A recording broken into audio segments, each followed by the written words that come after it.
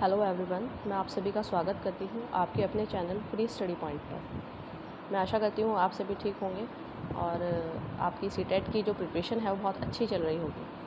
ठीक है, इस बार जो सीटेट का एग्ज़ाम है, जैसे कि पहले मैंने वीडियोज़ में बताया ही था कि इस बार जो एग्ज़ाम है वो ऑफ़लाइन होने जा रहा है। ठीक है, तो उसी से रिलेटेड मेरे चैनल पर आपको सभी वीडियोज़ जो हैं वो मिलती रहती हैं।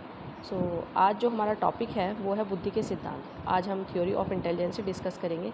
इससे जो पहले वीडियो है उसमें मैंने बुद्धि के प्रकार के बारे में बताया है। ठीक है, जो हमारी क्लास 1 है, आप मेरे चैनल पर अगर नए हैं तो आप मेरी प्लेलिस्ट में जाकर के चेक कर सकते हैं। ठीक है, क्लास फर्स्ट जो है वो बुद्धि के बारे में हमने बताया, इंटेलिजेंसी के बारे में और उसके प्रकार के बारे में बताया, उसके टाइप्स के बारे में। ठीक है, आज जो हम डिस्कस करेंगे वो है हमारी बुद्धि के सिद्धांत। स्टार्ट करते हैं हम। ठीक है, सबसे पहले अगर हम बात करें बुद्धि के सिद्धांत की, that means theory of intelligency, तो बुद्धि के अलग अलग सिद्धांत दिए गए। सबसे पहले जो सिद्धांत दिया गया वो था एक कारक सिद्धांत, जिसको यूनिफैक्टर थ्योरी के नाम से भी जाना जाता है। ठीक है, एक कारक सिद्धांत का प्रतिपादन जो है वो किसने किया था? बिने ने किया था। ये क्वेश्चन जो है वो आ जाता है कि एक कारक सिद्धांत किसने दिया था, तो ये किसने दिया था? बिने ने। अगर आप नोटबुक में नोट डाउन कर रहे हैं तो आप साथ साथ नोट्स भी बनाते हुए चल सकते हैं। ठीक है, शॉर्ट नोट आप बना सकते हैं। यूनिफैक्टर थ्योरी किसने दी थी आपको? बिने ने। ठीक है, और इन्होंने बताया कि सभी व्यक्तियों में एक ही प्रकार की बुद्धि होती है जो सभी कार्यों को करने में कार्य करती है। ठीक है, एक कारक सिद्धांत में क्या बताया गया कि बिने ने ये थ्योरी दी थी। ठीक है, और उन्होंने क्या बताया था कि सभी में क्या होती है? एक ही प्रकार की बुद्धि देखने के लिए मिलती है। ठीक है, नेक्स्ट अगर हम बात करें इसी में ही टू फैक्टर थ्योरी की, टू फैक्टर थ्योरी में क्या बताया गया, जिसको हम टू फैक्टर थ्योरी कहते हैं, इस कारक को किसने बताया? स्पीयरमैन के द्वारा दिया गया। ठीक है, और उन्होंने बताया कि बुद्धि दो तत्वों से मिलकर बनी होती है और ये दो तत्व हैं जनरल फैक्टर और हमारे स्पेसिफिक फैक्टर। ठीक है, टू फैक्टर थ्योरी किसने दी थी आपको? स्पीयरमैन ने दी थी, और उन्होंने क्या बताया था कि दो तत्वों से मिलकर के बनती है। फर्स्ट क्या बताया था उन्होंने? जनरल फैक्टर, और सेकंड क्या बताया था उन्होंने? Special factor. ठीक है, क्वेश्चन आ जाता है कि टू फैक्टर थ्योरी किसने दी थी, तो आपका आंसर क्या होगा? स्पीयरमैन। कितने प्रकार के तत्व बताए थे? दो प्रकार के तत्व बताए थे उन्होंने। ठीक है, और सामान्य तत्व जनरल फैक्टर एबिलिटी में उन्होंने क्या कहा था कि हर व्यक्ति में सामान्य बुद्धि जो होती है वो जन्मजात होती है। ठीक है, और यह हर किसी में अलग अलग होती है। तो उन्होंने क्या कहा कि जो जनरल फैक्टर होते हैं, हमारे जो सामान्य तत्व होते हैं, वो कैसे होते हैं? सब में अलग अलग होते हैं, क्योंकि ये कैसी होती है? हमारी बुद्धि जन्मजात होती है। और स्पेसिफिक फैक्टर्स को क्या ये दूसरों से अर्जित करने वाली बुद्धि होती है। जैसे कि आपने नोटिस भी करा होगा कि आप अगर कहीं पर कोई वर्क कर रहे हैं, ठीक है, या कोई किसी के साथ आप कुछ काम कर रहे हैं और उसको कोई नई स्किल्स आती है और आप उससे वो स्किल सीख लेते हैं, तो वो बुद्धि कौन सी होगी? आपकी स्पेशल फैक्टर, स्पेशबिलिटी, यानी कि वो आपने किससे करी? दूसरों से अर्जित करने वाली बुद्धि हो गई वो। ठीक है, आई होप यहाँ तक आपको क्लियर होगा। अभी हमने डिस्कस किया, एक तो हमने बुद्धि के सिद्धांत में हमने यूनिफैक्टर थ्योरी डिस्कस करी, टू फैक्टर थ्योरी डिस्कस करी। टू फैक्टर थ्योरी को फर्दर टू पार्ट में डिवाइड किया गया है, जो कि दो तत्वों से मिलकर बनी है, जनरल फैक्टर, ठीक है, और स्पेसिफिक फैक्टर। उसके बाद आई group factor theory. Group factor theory जो है वो किसने दी हमें? थर्स्टन द्वारा दी गई। ठीक है, ये क्वेश्चन जो हैं, आप शॉर्ट क्वेश्चन है लेकिन आपके बहुत शॉर्ट नोट्स हैं, ये आप साथ साथ बनाते हुए चलें, ये आपके लिए बहुत हेल्पफुल रहेंगे। इस सिद्धांत के अनुसार बुद्धि जो होती है वो कई प्रकार की योग्यताओं का मिश्रण है जो विभिन्न समूहों में पाई जाती है। ठीक है, इन्होंने क्या बताया? इन्होंने बुद्धि को कितने प्रकार से बताया? 7 प्रकार से। तो क्वेश्चन आ जाता है कि ग्रुप फैक्टर थ्योरी किसने दी, तो आपका आंसर क्या हो गया? थर्स्टन ने दी। कितने प्रकार की बुद्धि थी? 7 प्रकार की मानसिक योग्यताओं से मिलकर के बनी थी। ठीक है, और कौन कौन सी थी ये अगर हम देखें तो देखिए, ये 7 बुद्धि जो थी, ये थी वो 7 बुद्धि। ठीक है, verbal ability, numerical ability, perceptual ability, special ability, inductive ability, word fluency ability और मेमोरी एबिलिटी। ठीक है, ये सब की सब एबिलिटी जो है ये कैसी थी? आपकी ग्रुप फैक्टर थ्योरी के अंदर आ रही थी। ठीक है, नेक्स्ट अगर इसी में ही हम कंटिन्यू करें, इससे बहुत क्वेश्चन आता है। देखिए, ये बहुत इंपॉर्टेंट भी है, आप इसको नोट डाउन भी कर लें। ठीक है, ये मोस्ट इम्पॉर्टेंट है, इसको आप लिख भी लें इसके ऊपर, इम्पॉर्टेंट। हावर गार्डनर की थ्योरी।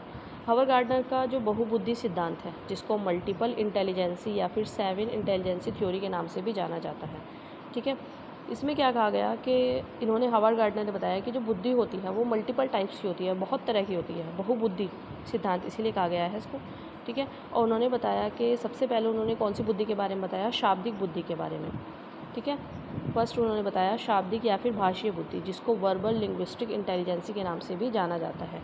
इसके माध्यम से शब्दों और भाषाओं का ज्ञान होता है और जिन व्यक्तियों में इनका विकास अधिक हो वो क्या बनते हैं, वकील बनते हैं, कवि बनते हैं या फिर क्या बनते हैं, वो पत्रकार आदि भी बनते हैं। ठीक है। अगर आपका क्वेश्चन आता है एग्ज़ाम्स में कि वकील जो होते हैं या फिर जो कवि होते हैं, पत्रकार होते हैं, उनके अंदर कौन सी बुद्धि देखने के लिए मिलती है, तो आप क्या कहेंगे, शाब्दिक बुद्धि, क्योंकि वो शब्दों को बहुत अच्छे से समझ पाते हैं।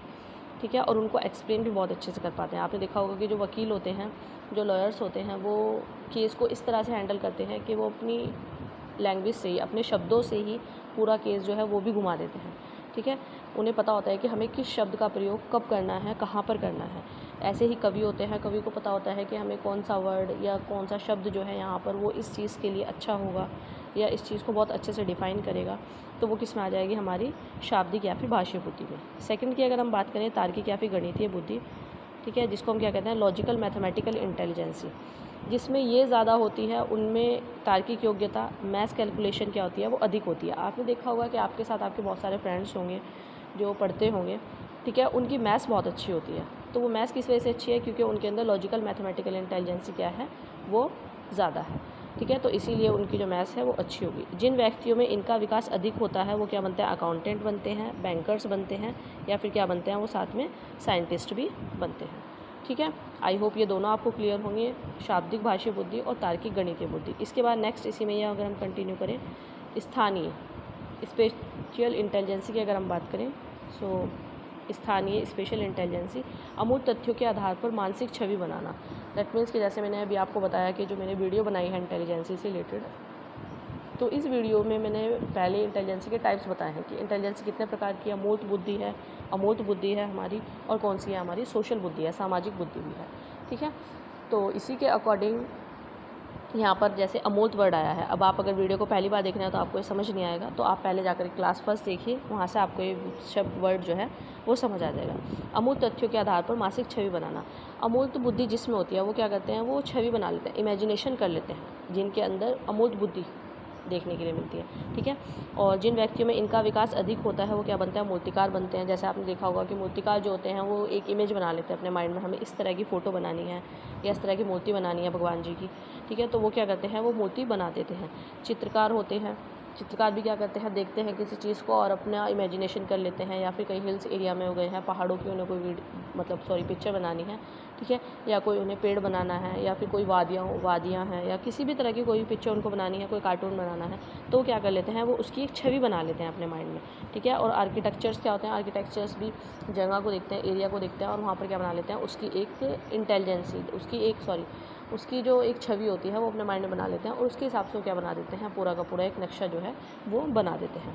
ठीक है। तो जिनके अंदर स्थानिक बुद्धि देखने के लिए मिलती है वो कौन होते हैं, मूर्तिकार होंगे, चित्रकार होंगे और आर्किटेक्चर आदि बनते हैं। नेक्स्ट अगर हम बात करें शारीरिक या फिर गतिक बुद्धि की, बॉडली काइनेस्थेटिक इंटेलिजेंसी, देखिए जिसमें ये देखने के लिए मिलेगी, ये शरीर को गति देने वाली बुद्धि होती है। ठीक है। जिन व्यक्तियों में इनका विकास अधिक होता है वो क्या बनते हैं, वो अभिनेता बनते हैं, एक्टर्स बनते हैं। ठीक है। या फिर डांसर्स आदि बनते हैं। तो इस तरह के जो लोग होते हैं वो इस फील्ड में जाते हैं। ठीक है। जिनके अंदर बॉडली काइनेस्थेटिक इंटेलिजेंसी होती है। एक और पॉइंट्स है इसमें जो मिस हो रहा है यहाँ पे, ठीक है, वो भी आप नोट डाउन कर लें। जिनके अंदर शारीरिक गतिक बुद्धि होती है, वो जैसे सर्कस में अगर आपने देखा हो बहुत पहले, कुछ लोग मूवमेंट करते थे, कुछ स्टंट करते थे, अपनी बॉडी को बिल्कुल रोटेट कर लेते थे। ठीक है। तो वो सब भी क्या होगी, वो भी इसी में ही आती है, शारीरिक गतिक बुद्धि में। आई होप यहाँ तक आपको क्लियर होगा। इसके बाद हम नेक्स्ट कंटिन्यू करते हैं। फिफ्थ की अगर हम बात करें, संगीतात्मक बुद्धि, या दैट मीन्स जिसको हम कहते हैं म्यूज़िकल इंटेलिजेंसी। इस बुद्धि के अंतर्गत संगीत की बुद्धि अधिक होती है। ठीक है। जिसके अंदर संगीतात्मक बुद्धि देखने के लिए मिलेगी, वो किस में अच्छे होंगे, ज़्यादा म्यूज़िक्स में। अब देखा होगा आपके कोई फ्रेंड्स है या फिर आपके आसपास वो सिंगिंग बहुत अच्छी करता होगा, तो जिन व्यक्तियों में इनका विकास अधिक होता है वो क्या बनते हैं, सिंगर या फिर इंटरटेनर आदि बनते हैं। ठीक है। तो ये कौन सी हो गई आपकी संगीतात्मक बुद्धि। सिक्स की अगर हम बात करें, अंतर व्यक्तित्व बुद्धि की या फिर इंटरपर्सनल इंटेलिजेंसी की, तो इसके द्वारा दूसरे व्यक्तियों के साथ कैसे इंटरेक्ट किया जाता है यह पता चलता है।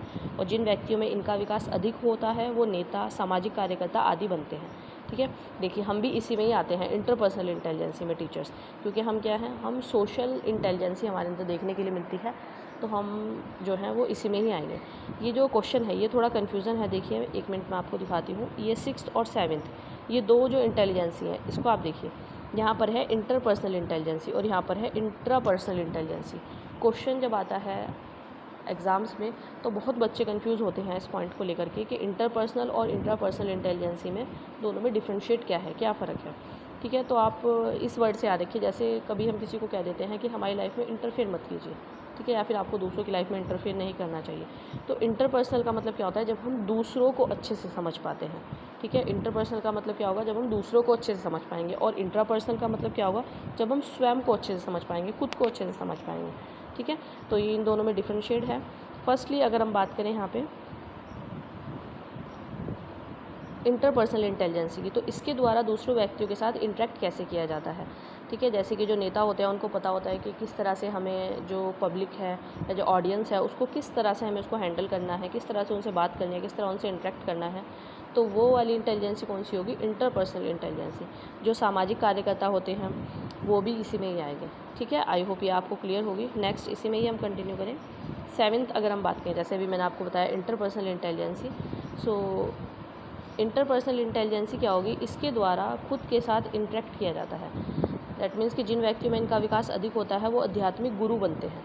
जैसे आपने देखा होगा कि कुछ लोग क्या होते हैं, खुद के साथ बहुत अच्छा इंटरेक्ट कर पाते हैं, खुद को बहुत अच्छे से समझ पाते हैं, तो वो अपने गोल्स बहुत अच्छे से अचीव कर लेते हैं, अपनी मंजिल तक बहुत अच्छे से पहुंच जाते हैं। ठीक है, और आपने देखा होगा कि जो आध्यात्मिक, जैसे आपने एक स्टोरी भी सुनी होगी कि जो पहाड़ों में होते हैं, पहाड़ों में भी जो ज्ञान के लिए वहाँ पर जाते हैं और पूरा अपना ध्यान लगा करके अपना ज्ञान में वृद्धि करते हैं।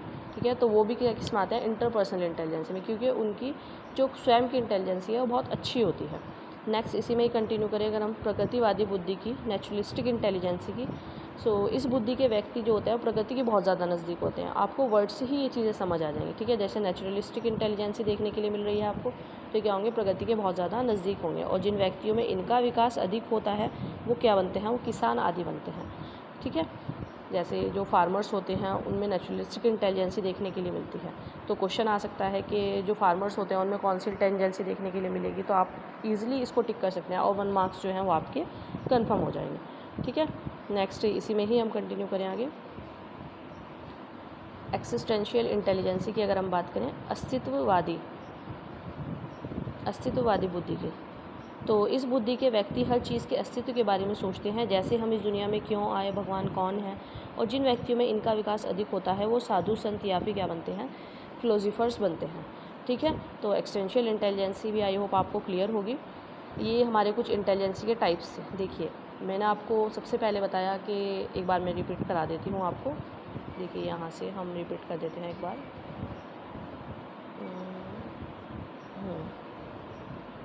ये रहा बुद्धि के सिद्धांत, यहाँ से हमने शुरू किया था।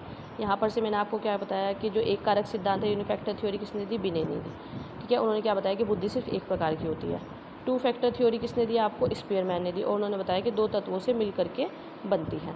ठीक है, नेक्स्ट इसके बाद हमने बताया कि 2 फैक्टर थ्योरी कौन कौन सी थी हमारी, जनरल फैक्टर थ्योरी थी, सामान्य तत्व, और एक होता है विशिष्ट तत्व, special factor theory. General factor theory कौन सी होगी, जो हमारी बुद्धि में जन्मजात होगी, यानी कि हमारे जन्म से, हमारे बर्थ से हमारे अंदर होगी। ठीक है, और विशिष्ट तत्व कौन से होंगे, स्पेशल फैक्टर, स्पेशलिटी कौन सी होगी, जो दूसरों से हम क्या करेंगे, उसको अर्जित करेंगे।